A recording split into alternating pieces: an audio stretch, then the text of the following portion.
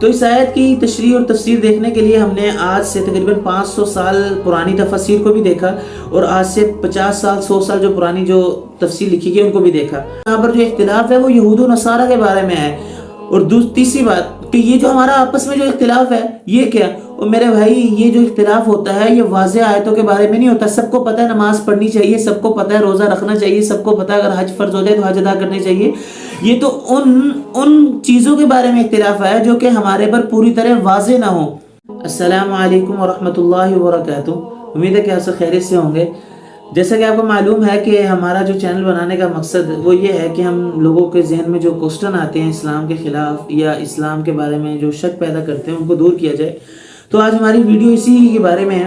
دیکھیں ایک بہت ہی بڑے اسلامی اسکالر جن کو آج کل سمجھا جاتا ہے اور بہت معروف شخصیت جن کو آج کل کہا جاتا ہے کہ مرزا علی انجینئر، یعنی کہ وہ مرزا کہا جاتا ہے، مرزا صاحب کہا جاتا ہے، حضرت نے ایک آیت کی تفسیر بیان کی۔ تو آج ہم اس پہ بات کریں گے۔ آیت ہے سورۃ آل عمران کی 105 اور اس میں وہ آیت ہے کہ وَلَا تَكُونُوا كَالَّذِينَ تَفَرَّقُوا وَاخْتَلَفُوا مِن بَعْدِ مَا جَاءَهُمُ الْبَيِّنَاتُ۔ اس آیت کا ترجمہ یہ ہے کہ نہ تم ہو جاؤ ان لوگوں کی طرح جو کہ متفرق ہو گئے اور جنہوں نے اختلاف کیا واضح نشانیوں کے آنے کے بعد۔ حضرت اس کی تفسیر ایک دفعہ کہہ رہے تھے کہ اس کی تفسیر میں کہہ رہے تھے کہ اس میں بریلوی بھی آ گئے، دیوبندی بھی آ گئے، سب اس میں آ گئے، یہ فرقہ بازی کرتے ہیں، تو لہٰذا جو ہے نا ان کے لیے بھی وہی حکم ہے جو اس آیت میں ان لوگوں کے لیے حکم ہے۔ تو جب ہم نے جب کلپ سنا تو ہم نے کہا اس آیت کے بارے میں تھوڑا جان لیتے ہیں کہ کیا واقعی میں یہ آیت ہے، اس کی تفسیر ہے یا نہیں۔ لیکن ہم نے فرقوں کے بارے میں بات نہیں کرنی کہ دیوبندی کیا ہے، بریلوی کیا ہے، اس کے ہم نے صرف اور صرف قرآن مجید کی جو آیت مبارکہ ہے سورۃ آل عمران کی 105 نمبر، اس کی ہم نے تفسیر دیکھنی ہے کہ یہ آیت کیا واقعی میں وہ جو تفسیر مرزا صاحب نے کی ہے اسی کی وہی ہے یا اس کے برعکس کوئی اور تفسیر ہے۔ تو اس آیت کی تشریح اور تفسیر دیکھنے کے لیے ہم نے آج سے تقریباً 500 سال پرانی تفاسیر کو بھی دیکھا اور آج سے 50 سال 100 سال جو پرانی جو تفسیر لکھی گئی ان کو بھی دیکھا۔ تو ہمیں کسی بھی تفسیر میں وہ معنی نہیں ملا کہ جو مرزا صاحب کہہ رہے تھے کہ اس سے سب تمام فرقے اس میں آ گئے۔ تو پہلا تو ہم حوالہ یہ دیتے ہیں کہ یہ جو میں آپ کے سامنے حوالہ پیش کر رہا ہوں یہ علامہ سیوطی رحمۃ اللہ علیہ کی کتاب ہے، اس کا نام ہے جلالین شریف اور یہ آج کل پڑھائی بھی جاتی ہے۔ یہ اس میں لکھا ہوا ہے کہ اس آیت ہے اس کی تفسیر سے مراد جن لوگوں نے اختلاف کیا وہ یہود و نصارہ ہیں، پہلی بات یہ۔ اور دوسری بات یہ جو اختلاف مراد یہاں پر وہ والا اختلاف ہے کہ جو کہ واضح ہو۔ اب اللہ ایک ہے، واضح ہے، اللہ کے نبی آخری نبی ہیں، واضح ہیں، قرآن اللہ کی کتاب ہے، اس میں جو اختلاف کرے یعنی کہ دشمنی کی وجہ سے، ضد کی وجہ سے، وہ مراد ہے یہاں پر۔ پہلی بات تو ہم نے آپ کو بتا دی کہ یہاں پر ایک تو یہ ہے کہ یہاں پر اختلاف کون سا مراد ہے اور دوسری بات یہ کہ یہاں پر اختلاف کن کے بارے میں ہے، تو گویا کہ یہاں پر جو اختلاف ہے وہ یہود و نصارہ کے بارے میں ہے۔ اور تیسری بات کہ یہ جو ہمارا آپس میں جو اختلاف ہے یہ کیا؟ اور میرے بھائی یہ جو اختلاف ہوتا ہے یہ واضح آیتوں کے بارے میں نہیں ہوتا۔ سب کو پتہ ہے نماز پڑھنی چاہیے، سب کو پتہ ہے روزہ رکھنا چاہیے، سب کو پتہ ہے اگر حج فرض ہو جائے تو حج ادا کرنے چاہیے۔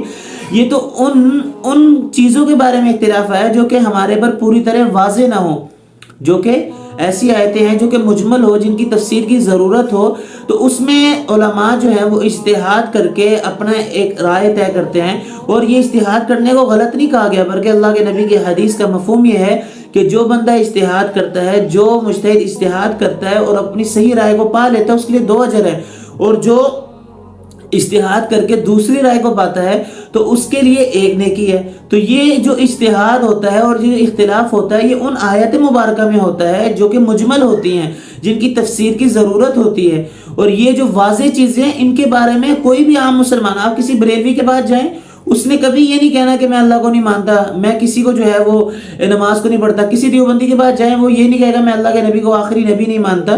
یہ تمام وہ باتیں ہیں جن کے بارے میں اختلاف ہوا ہے جو کہ روشن یعنی کہ جو تھوڑی سی جن کے بارے میں ہمیں تفسیر طلب ہے، ان کے بارے میں اختلاف ہو۔ اور یہ بھی اللہ کے نبی نے فرمایا تھا کہ میری جو علماء کا جو اختلاف ہوگا وہ رحمت ہے، میرے جو علماء کا جو اختلاف ہے وہ رحمت ہے۔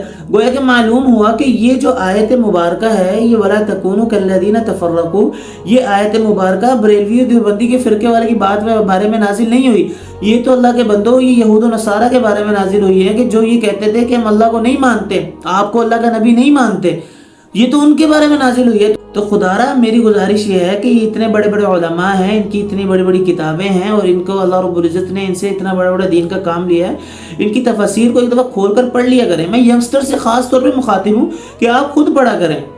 آپ لوگوں کی باتوں میں آتے ہیں فوراً مان لیتے ہیں، آپ ایسے نہ کیجیے گا کیونکہ یہ علم جو ہے یہ خالی ایک دو دن پڑھنے سے، ایک دو دن اس پر جو ہے اس کے بارے میں تھوڑا سا جاننے سے نہیں آتا، اس کے لیے کافی لوگوں کی زندگیاں خرچ ہوتی ہیں۔ تو میں امید کرتا ہوں کہ آپ کو اس آیت مبارکہ کی اچھی طرح جو ہے وہ تفسیر جو ہے وہ سمجھ آ چکی ہوگی، اور آئندہ جو ہے اس آیت کے ذریعے جو ہے نا وہ اختلاف میں نہیں بڑھیں گے۔